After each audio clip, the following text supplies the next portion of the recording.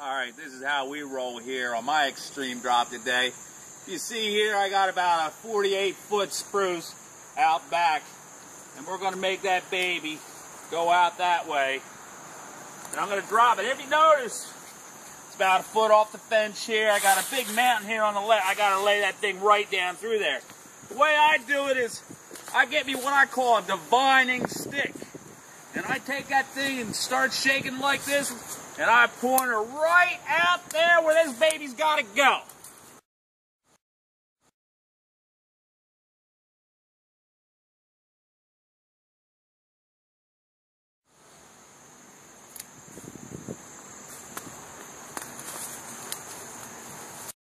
Tell that I don't have much room here. That fence, I got a slight breeze breaking right to left. That fence is sitting on the left-hand side. You notice up there I got these big 30-foot limbs coming out the other side. Wanting to pull it that way. But I got to make this thing walk around and drop right in that extreme drop zone. Another thing you got to look for is when you look way up there in the very tips of that there tree, I mean, it's up there. I got some other trees in the way. I'm not going to worry about it. I'm just going to crash it right on through. Because that's the way I roll. Alright, I got a 28-inch rail here. I should be able to get through this. We're about 24 inches down here.